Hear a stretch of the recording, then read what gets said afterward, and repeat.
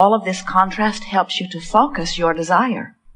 And you know that even if you don't speak your desire in words, you usually do, but even if you don't, do you know that whenever you know what you don't want, the equivalent, what you do want, is born from that and is known by source? You just can't be someone living life and sifting through life, observing and having experiences without constant preferences being born. And those preferences that are born, they are the leading edge. They are the furthest most creation, because just to want it is a creation of it. Do you get that? Just to want it sends it forth from you vibrationally. And it is so significant that you are here willing to dive into the contrast and give birth to the desire, and give birth to those desires, that when a desire emanates from you vibrationally, the larger part of you embraces it and literally, vibrationally becomes it. So each time an experience causes you to clarify more a preference, whether you are a one-celled organism or a full thinking genius human, or even if you are a collective consciousness. In other words, desire is born and source receives the desire and becomes it. It's a wonderful thing the way it is all working, because you were source energy before you came forth into these physical bodies. Many of you realize that. You refer to that place from which you have come as source often.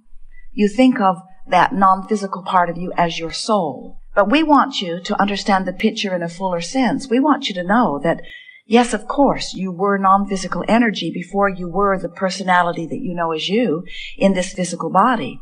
But even though a part of your consciousness has come forth into this physical body, there is a larger non-physical part of you still non-physically focused. And it doesn't matter whether you call it soul or source. We refer to it most often as your inner being. That vibrational part of you, that solely vibrational part of you, is vibrationally available to you at all times. So here you are in your physical body, also a vibrational being, although you often don't think of yourselves as vibrational. Now you are here so fully functioning as physical beings. You can see yourself and around you with your eyes. Your physical senses help you to interpret this time-space reality in significant ways. And so you often forget, even though all of that seeing and all of that hearing and all of that feeling and smelling and tasting and touching, all that physical, tactile beingness, every bit of it is vibrational interpretation. But you're so good at it, you don't say, I think I will vibrationally view you. You say, I see you with my eyes. You don't say, come and give me a vibrational whiff of you, although it is nice. What you say is, I can see you, I can hear you, I can smell you, I can touch you, I can taste you. What you see and hear and taste and smell and feel with your fingertips is all your ability to interpret vibration. And there is another vibration that we will talk a lot about here today that we really want you to get good at interpreting.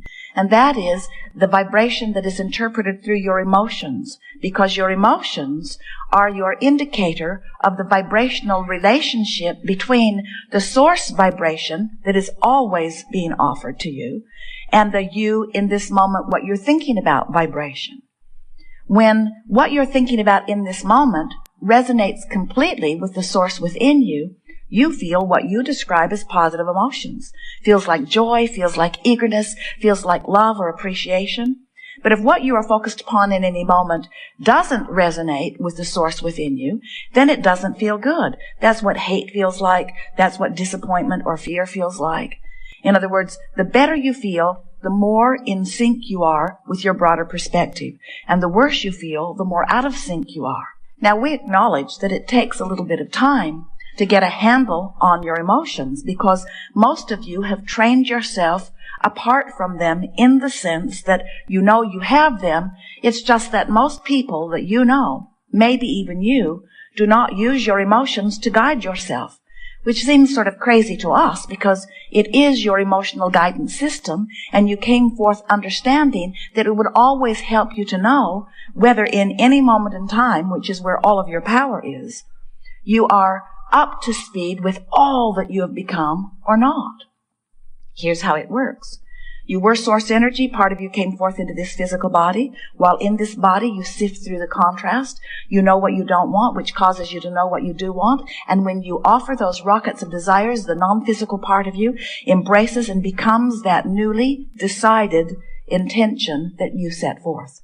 So that means, because of the life you've lived, the non-physical part of you has expanded to a new and improved preference. When someone's rude, you want them to be nicer. When you are rude, you want to be nicer. When you don't have enough of something, you want more of it. If you are sick, you want to be well. All day, every day, you are sifting through the contrast and coming to new conclusions of what would be better. Now, when you think about that in the total context of all that is physically focused, think about how magnificent that process is, that you, out here on the leading edge, who are selfishly, because you can't see or experience other than through the lens of self, as you are having your exposure to life, you are coming to improved preferences, and the source within you is saying, you should know, you're out there on the leading edge, you should know what would be better for you right here and now. And as you offer that vibration, non-physical goes to that farther leading edge place that you have come as a result of your life experience and holds that vibration until you offer another and another. So you could say that the source from which you have come is keeping up moment by moment with the expansion that you carve out of this physical time-space reality, just as you and we all knew it would be. But sometimes, after you have caused an expansion of who you are, you don't go. You don't take the expansion. In other words, if you are sick and you ask for greater wellness, your inner being actually becomes, we're not kidding you at all about this, becomes weller vibrationally than that part of you was before the physical part of you got sick. In other words, you carved out through your exposure. Even the cells of your body are emanating these requests. In other words, when one of your cells gets out of whack, it sends forth a request for balance, a request on your behalf. But if you stand here in your sickness, noticing it, pigeonholing it, cataloging it, diagnosing it, worrying about it, fussing over it, commenting on it, looking it up on Google, these are my symptoms. As you hold yourself in the attention of the discord or discomfort that you are feeling, you don't allow yourself to move in the direction of the wellness that has already been carved out. So we want to today draw your attention toward this vortex of creation. Your inner being stands right in the middle of it, and law of attraction is responding to it. And all cooperative components are being drawn.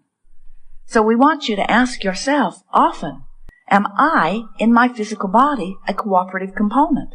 Life has caused me to expand. Did I go? Or am I a vibrational holdout to my own expansion? And the answer lies in the way you feel. The better you feel, the more you are in sync, the more you are closing the gap between you and you. The worse you feel, the more you are disallowing alignment with who you are. Do you know that whenever life causes a problem to be apparent to you, that in this vortex of creation appears in the precise moment the solution? In other words, in everything that you are living, as you know what you don't want, the equal and equivalent what you do want is born vibrationally. And we just want you to know that when you have a question, there is an answer there. When you have a problem, there is a solution there. When you have a need, there is a supplying of it there. In other words, everything that you live is causing you to ask, and when you do, it is given immediately. It resides in your vibrational vortex of creation. Again, the question is, where are you in relationship to your vortex? So here's this spinning vortex. If you're over there in despair, you're nowhere near it, and the vortex will not take you in as a cooperative component. You're uncooperative in your fear, or in your anger, or in your resentment. You're uncooperative in your feeling of disempowerment. If you are frustrated or overwhelmed, you're closer to the vortex, but you're not close enough to be drawn into it. You know where the line is where that vortex can reach you on the emotional scale? It's somewhere between hope and believing. If you can get in the vicinity of hope on any problem that you have or on any creation that you're wanting to create, if you reach the vicinity of hope, the vortex every now and again will just draw you right in as a cooperative component. And when you get in there, you will see, you will know, you will feel, you will have the belief, because right before you will be the apparent manifestation. In other words, when you're in the vortex, that's when the solution is known by you. If you are outside the vortex, you cannot know. You must be vibrationally up to speed with the solutions you seek before you can even see them. So if you're saying, I've wanted it for so long and I cannot find my way to it, a more accurate thing to say would be, I've wanted it for a long time, and because I've wanted it so long, I have created a vibrational masterpiece in my vortex of creation. But because I can't see it, and I maintain an attitude of doubt, I hold myself vibrationally apart from it where I can't see it. So actually what you're saying, if you really want to be accurate, is, I can't see it because I keep saying that I can't see it. I can't find it because I keep feeling that I can't find it. I can't find it because it's lost. I can't find it because I'm not worthy. I can't find it because I'm not smart. I can't find it because I'm resentful. I can't find it because I'm so sick of not finding it. I can't find it because I am burned out. I can't find it because I've tried so hard and struggled so long. I'm tired. I can't find it. I'm tired. I can't find it. And we say, yes, you can. You just got to lighten up. You just got to stop saying you can't find it. You just got to stop beating the drum of what is. You've just got to stop beating the drum of what's missing. You have to stop asking the question, or you can't hear the answer. Because the vibration of the question and the vibration of the answer are two different vibrations. The answer's in the vortex, the question isn't. The problem's not in the vortex, but the solution is. Are you getting the sense of this? You've got to adjust yourself vibrationally to get into the vicinity of what you are looking for before you can see it. Many say, well, that's a bummer. If I was in the vortex, I'd already be happy. You mean I have to feel like I've got it before I can get it? And we say, yes. And you say, then give it to me. Then give it to me and I'll feel like I've got it. But it's very difficult for me to feel like I've got it when I don't have it. And we say, there you go again. You're focused upon not having it. And you say, well, how can I know the sweetness of having something that I don't have? And we say, are you completely rooted in what is? Can you only look at what is? Or do you have the power to remember, the power to imagine? Or better still, do you have the power that the source within you has, that when you know what you don't want, an equal and equivalent what you do want is born? In other words, don't you know in a more acute way that you want to be well when you are sick than any other time? Isn't that when wellness really focuses within you? And if you could ride the rocket of wellness rather than drag yourself around in the probing and poking of the illness, you would be weller after you were sick than you were before you were sick every single time. So, we are eager to talk with you about anything that is important to you. We see our greatest advantage to you to lure you into the vortex. We've written several books, and every book is full of processes, and every process has been written with the express intent of helping you to release the resistance, which is the only thing that ever holds you out of the vortex. If you were resistance-free, you would be like the cork bobbing right back to the surface. You have to hold that cork under the water. When you let it goes right back to the surface where it and you belong. So when you no longer beat the drum of the problem, the solution comes. When you no longer beat the drum of being lost, you find your way. When you no longer beat the drum of what you don't want, you find the equal and equivalent what you do want. These are the laws of the universe, and they are working for you.